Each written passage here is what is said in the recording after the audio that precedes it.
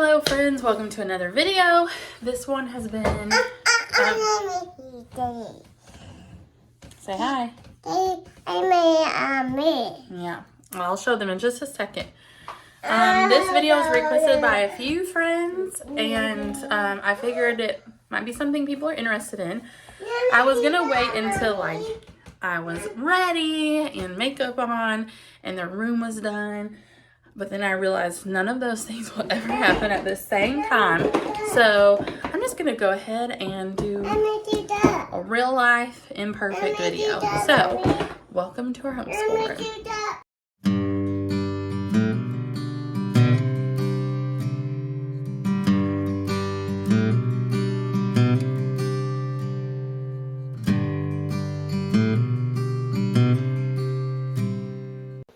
Before I start, well, I guess this is starting. Before I start with the actual room, these are Esther's play boxes and Simon's too.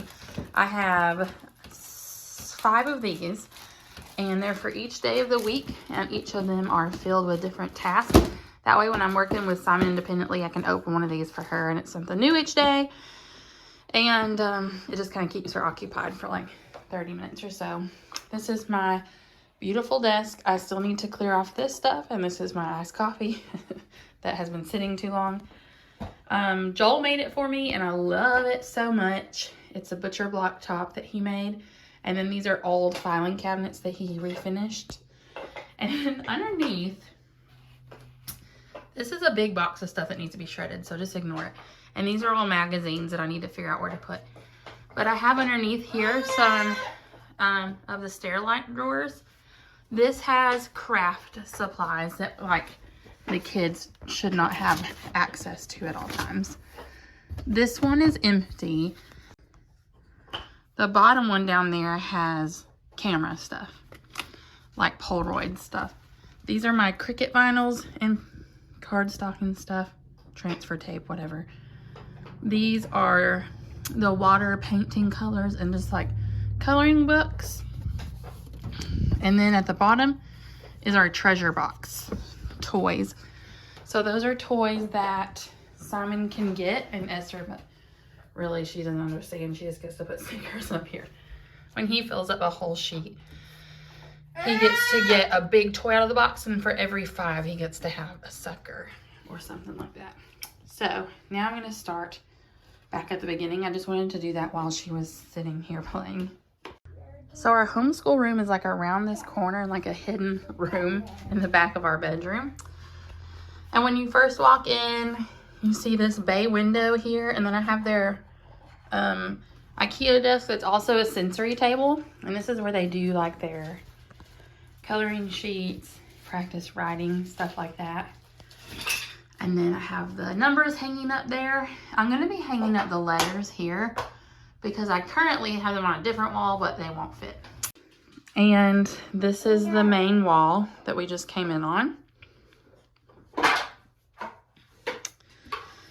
So at the top here, we have a globe, obviously, and we have it marked where we live because he asks every day.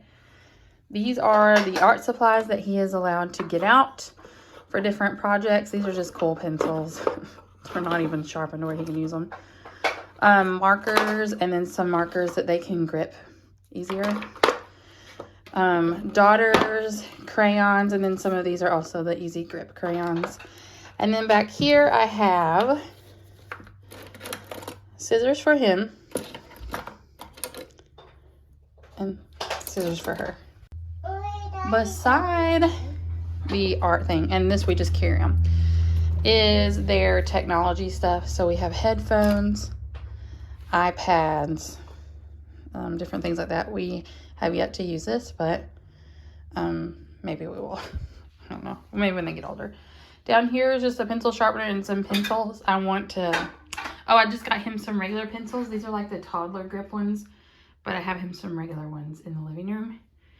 This is paint supplies and baby wipes.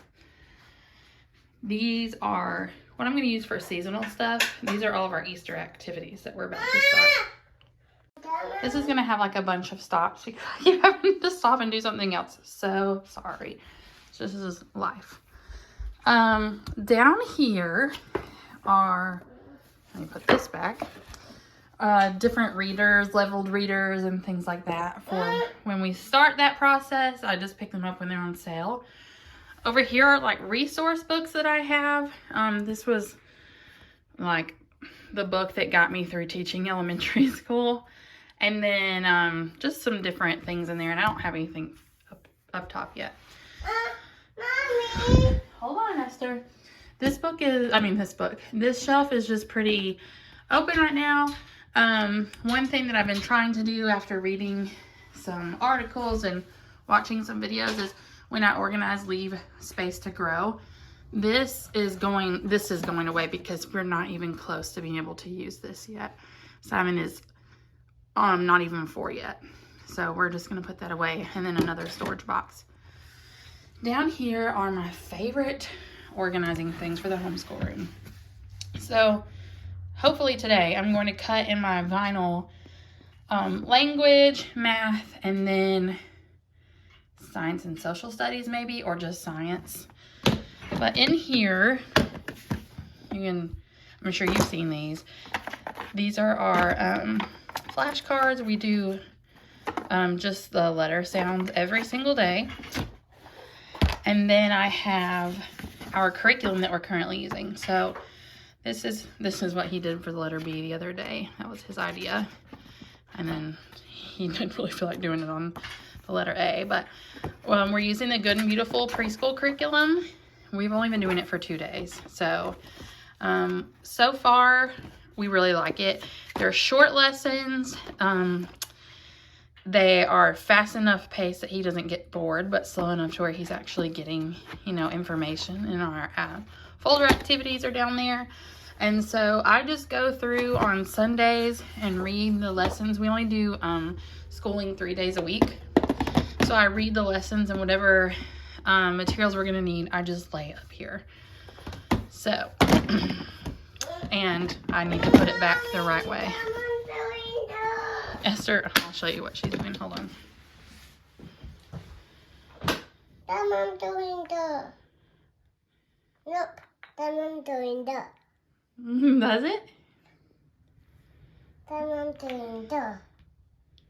Good job. Good problem solving. Back to these buckets. This is our math, and I am using a curriculum from Teachers Pay Teachers from Tara West. It's amazing. We're using her for, I forgot where I was. I had to stop for a second. So anyways, we use Tara West, and actually, this is what the math unit looks like. So I got the pre-K math, and it actually comes, I think, with 5 or 6 units. So it has your lessons, and it tells you exactly what you're going to need for each thing, and exactly what the kids will be doing, what to say, and everything like that. It gives you resources, all sorts of cute resources. It gives you daily practice for the kids, and then they have an interactive notebook, which I'll show you ours in just a minute, which we haven't even really started, and then mats and hands-on activities for them to do. What is wrong? Can you use your big girl voice, please? All you have to say is, help me, Mommy. Are you trying to put the stuff up? Okay, let's put it up. Put this stuff up. Can you get the other one and put it up? So this whole notebook will not fit in here. So what I do is I go through on Sunday again, find out the resources we'll need for the week. I put it in here, and there's some pom-poms in here, and what are they called? Like the shapes, the wooden shapes. And then I have, there's a book that comes with it for you to read the kids. Well, you have to print it off. And then I have in here my lesson plans, and I go ahead and make copies for whatever day it's going to be. That way I can pull it all out and not be scrounging around for our supplies. So we have loved it so far. We've only done 2 lessons, but we've really enjoyed it. And we also use her for science. Oh man, I forgot to put that in there. I'll just put it on top because, well, no. Sorry, I had to put that up and then Esther got interested. Over here is going to be science, but I don't have anything in there yet. We do have this. It's okay. It's okay. That's all I have to say about it. And then over here we have kids stuff. So they have the broom for when they clean up. And then anytime we do like a letter craft, we put it in here. So we're going to have the alphabet by the end of it. We started this with the last like curriculum in quotes that we did. Simon has this, and now Esther is getting to where she wants one too. So there's like letters for him to spell out his name. We practice the days of the week, and this is something that he can get by himself and just work on because we've done it so much. I need to redo it because it was organized a little bit differently before when I was first trying to figure out what exactly I wanted to do. So yeah, there's lots more I need to add in here, but she is getting to where she's interested and wants to have her own book. So I have one with dividers, but nothing in it yet. I'm letting her use our Easter eggs for like the resurrection story. So here's the door we came in, and here is the main wall. I just started hanging those up, and they will not fit, so I'm going to have to move them above the numbers. We have our calendar over there, which we haven't been working on. Our whiteboard that I dropped the day I got it and broke. These are some spring books that we've been reading, and I'm going to have another shelf upstairs that matches this one that I'm going to put right here. Our cork board. Down here, I'll show you in just a second what that is, but I'm going to move to this. So here's our curriculum. This is math that I was just showing you. This is the science one. So it's in there. It's pretty much laid out exactly like the math. Here is my how I plan weekly, monthly, yearly, and all that. If you want to see a video on that, let me know. Here are our boxes. This is Mommy's box. This is Simon's and Esther's. So it just has different activities they need to finish, or just things if they want to come in here and play school, they can. On this shelf, we have their math notebooks. And we haven't started anything with that yet because they got a little tired with the first lesson, and I'm not going to push it because they're not even school age yet. Here are tweezers for different hands-on activities and fine motor skills. These are some all about spelling cards that I inherited and I'm keeping because we will be using that curriculum later. Mommy. Whatty? And that's a donkey. Okay, go put it over there and I'll help you clean up, okay? And then down here we have counting bears. We have the letter llamas from Learning Resources. And then this is just things that are laminated that I need to cut or finish laminating, just like to-do tasks. And then I have my little organizers hanging on this side. They come with the IKEA thing that are like the metal rods, but I don't really want to use up any more wall space. I don't want it to be overwhelming. This shelf is filled with activities for Simon to do independently that are based off of something that we're learning. So we've been working on matching numbers of like items. I can't remember the name of that off the top of my head. I can't remember. But anyways, he is very good at this. So he just counts out how many and then finds the number. I don't help him at all with this. He can do it totally independently. Awesome. He is definitely a math-minded kid. And if you don't know, Simon goes to speech twice a week. He's a super intelligent kid. He has articulation issues and for a while only spoke with vowels. So we're working on that, and I've noticed that letters are a challenge for him. Remembering the sounds, being able to make the sounds. So that's our biggest focus. I figure if we work on this, it will in turn help with his speech. So, and my goal when I'm doing this, just so you guys know, and just so you guys know, in a little disclaimer, Simon will be 4 in May. It's currently the beginning of April right now. So he's almost 4. We're not doing public school for elementary school. That's our plan. We're going to do homeschool and then revisit middle school. But my goal for this year is to work on letters and letter sounds, and then whatever he is passionate and interested in. I want him to love learning, and I want him to love reading. That's my goal, and I want him to be able to communicate and be confident in that. So whatever we can do to work on communication and confidence and things like that, that's what we're doing. So I don't want anybody to think that I'm pushing him. No, don't do it. Okay. It's coins. Into all of this structured learning. Everything we do is hands-on. And so our goal right now is just to foster a love of learning and confidence. And she loves doing it too. Okay. Their attention, that's enough. Their attention span is not super long, so sometimes school is 10 to 15 minutes, and sometimes they're really into it and it's longer. So it's very fluid right now, and it's very much whatever he wants to do. Not in the sense that he makes all the shots and the rules, but in the sense that we go by what he's comfortable with. So anyways, back to this. These are letters that we have recently done, and as we finish a letter, I go get it from upstairs. We have like a storage closet for learning stuff, and he goes through these and does that. Esther, do you want to work on this? Come over here. What? Come over here and you can work on that. And this is what it looks like by the end of the day. I'm trying to entertain her. We're working on patterns and sorting in math. And also when I got the Tara West science and math units for pre-K, I also got, she has like learning trays that are print and go. And then hands-on math and literacy activities. So I bought all those just so that I can always have like hands-on practice.